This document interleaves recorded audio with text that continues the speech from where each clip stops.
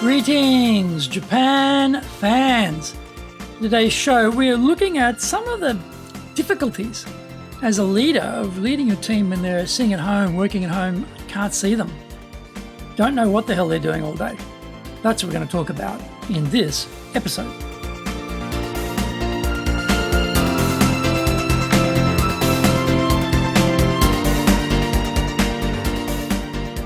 Maishu, arigatou gozaimasu, and welcome back to the Leadership Japan series. I'm your host in Tokyo, Dr. Greg Story, your corporate coaching and training guide, committed to your success, president of Dale Carnegie Training Japan, the best-selling author of Japan Sales Mastery and Japan Business Mastery. We are broadcasting around the world from Minato-ku in the center of Tokyo, the leadership capital of Japan.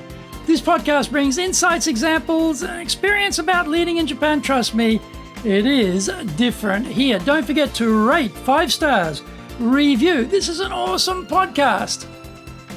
Share it and let other people know. And don't forget to subscribe so you get it every week. This is our daily podcast lineup to show you how committed we are to your success. This is what we do for free, by the way. All this stuff is for free here on iTunes. Mondays, the Cutting Edge Japan Business Show. Tuesday, the Presentation Japan series. Every second Tuesday, the Business Touches in no Oshie program. Wednesdays, the Sales Japan series. Thursdays, the Leadership Japan series. Every second Thursday, the Business Pro Podcast program. Fridays, the Japan Business Mastery Show.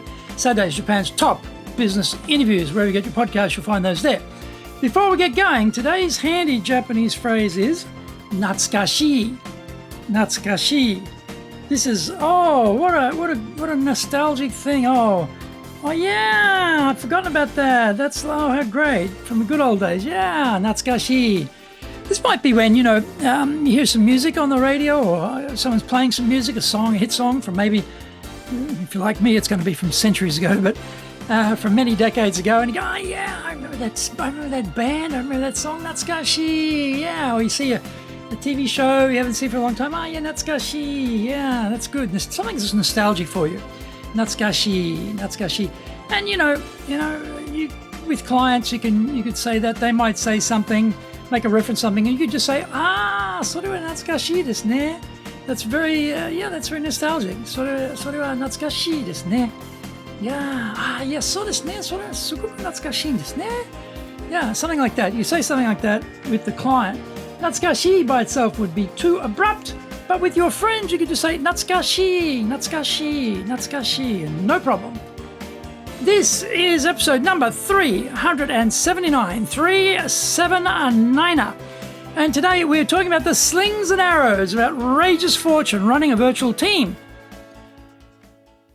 Japan has some set pieces around leadership.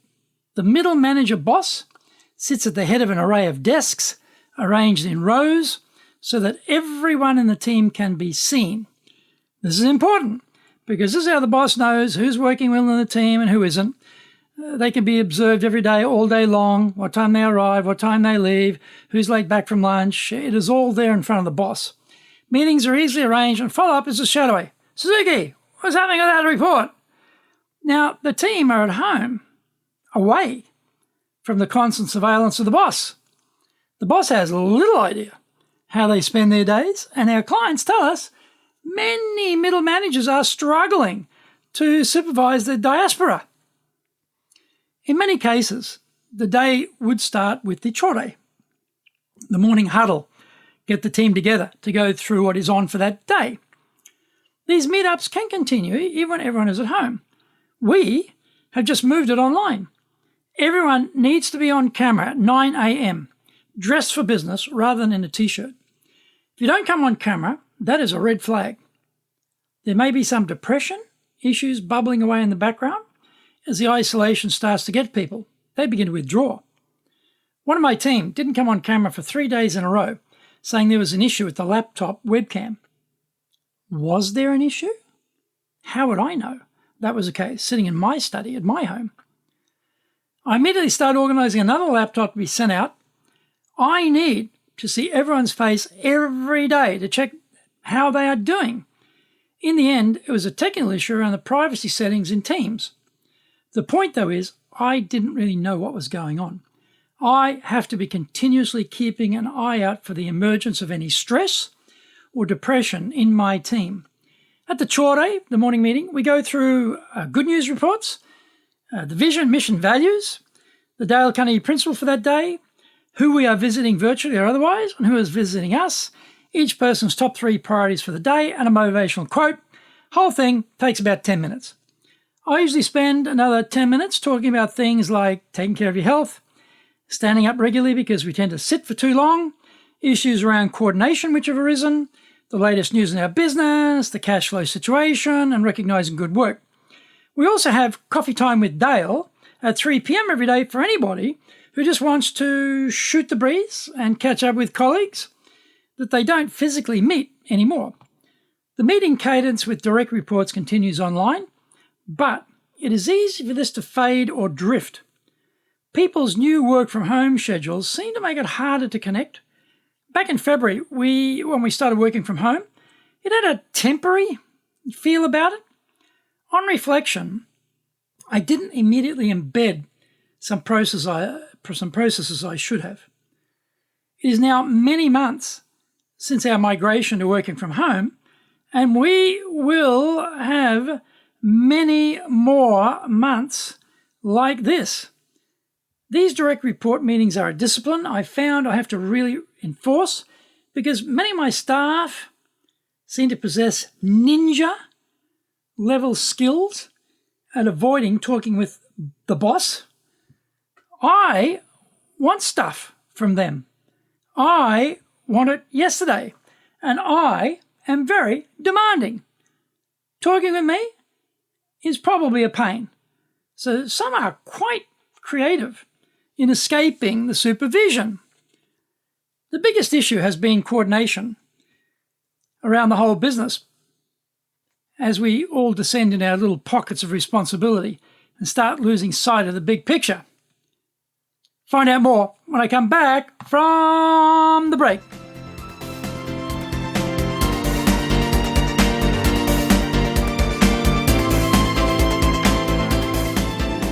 Today's show is brought to you by our public courses, but we also do tailor-made custom in-house programs. We do these in our Super Safe classroom. We do them online. We do them in Japanese.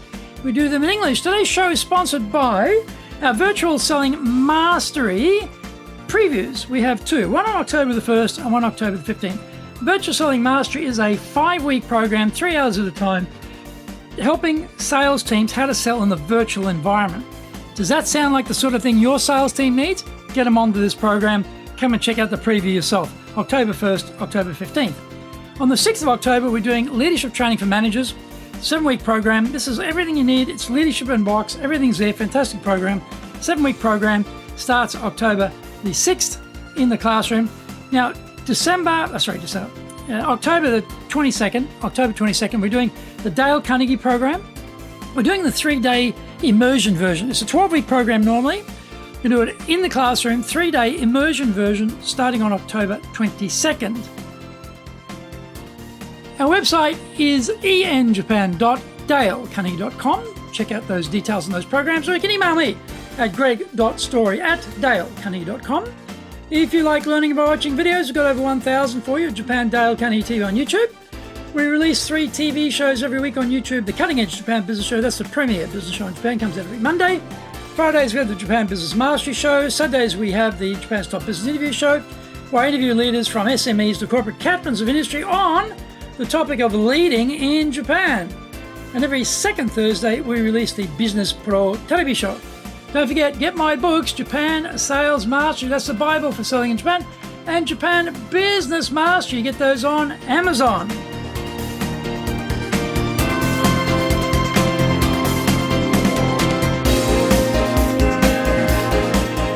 Welcome back. I find I have to spend a lot more time now making sure that key information is being shared and that I am also sharing key information rather than hogging it to myself. This is a time-consuming activity, but we have dropped the ball a couple of times because it wasn't done properly. Before you know it, timelines start to drift, activities drop out of completion sequence, and confusion is not far behind. This is when you discover just how detail challenged some people in the team actually are. In the office, it got covered off somehow. Being subterranean, it wasn't noticeable. In isolation from each other, however, wrong data inputs have a horrendous impact. They spark a lot of effort to clean up the mess created. It draws people away from what they should be doing, dragging them into the morass of rework. We tried to get around these coordination and communication issues by creating one truth. There is a live document in Teams that everyone can access, and all changes are noted there. As a training company, we have training events scheduled live online or in the SuperSafe classroom, so we can see which ones are being executed, which are postponed, who is involved, etc. A limited number of people are allowed to feed into this document to enforce accountability and control. You may need a similar live document that tells everyone what is going on, which is being updated continuously as things change. GIGO, remember GIGO? Garbage in, garbage out, is an issue for any document, so the details have to be monitored carefully. To overcome the isolation, one-on-one meetings are being held more frequently than when we're in the office. However, I find it is even harder than normal to get hold of people because they're often holding online meetings or on the phone. In the office, I could just walk over to the desk and signal to them to see me after they finished their call, or grab them when they came back from their meeting. I just have to invest the time now to make the communication channels work properly. I find our younger people are not phone savvy. They don't check their phones for incoming calls they have missed. This wastes a lot of time trying to get hold of people. So I have to be pretty bolshy with them about checking their phones for missed messages and to check their voicemail regularly. It is a real pain, but sending emails or text messages as well seems to be the way to get their attention. People are now working from home and are liberated from the daily grind of commuting in Tokyo, which is good. They are not necessarily pouring this extra time into their work, though. As the boss, I have had to become a much more supervising leader than before, which I actually hate. There are many more moving pieces now due to COVID-19, so whether I like it or not, I have become more interventionist to make sure it all hangs together.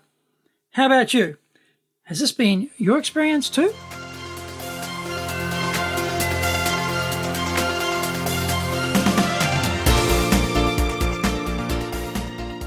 Thank you for joining the Leadership Japan series. If you found the program useful, then tell your family, friends, and colleagues. Don't forget to rate 5 stars, review. This is a fantastically helpful, useful podcast. Subscribe, get it every week, and share it on iTunes with other people who need help in leading. Contact me at greg.story@dalecarnegie.com. Don't forget to go to our website for details on our programs, enjapan.dalecarnegie.com. Until the next episode, take what you thought valuable, put into action, because idea application is what makes winners winners, so be one of them. Remember, I'm your corporate coaching and training guy, committed to your success here in Nippon.